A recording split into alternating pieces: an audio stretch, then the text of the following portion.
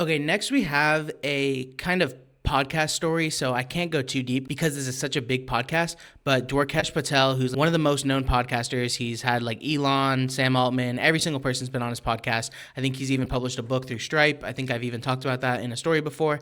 But he interviewed Dario, who is the CEO of Anthropic, which runs the Claude model, and they just raised a $30 billion round at a valuation of $380 billion, which we covered as well. And there's a ton of points in the podcast. You'll have to watch it if you really want to go deep. I thought it was pretty fascinating just to see them kind of debating back and forth, but it is a lot of kind of like virtue signaling, as these AI CEOs love to do. They don't like to make any specific points, which I guess I understand if you have so many billions of dollars riding on every word you say. But there was an interesting piece in this specific moment that got captured in this tweet, which is where Dario's saying, we're going to have a country of geniuses in data centers essentially, and like just the intelligence is growing. So Dwarkesh basically calls him out and is like, if you think that the intelligence is going to reach such an abnormal level, why aren't we investing in $5 trillion of compute, and they're doing 300 billion of compute per year in 2 years is what it says here. And he's essentially like, we're leveraged so high that we can't take on any more. If we miss like one quarter, we miss 1 year, then we're going to go completely bankrupt, which is very interesting. Like, I wonder what the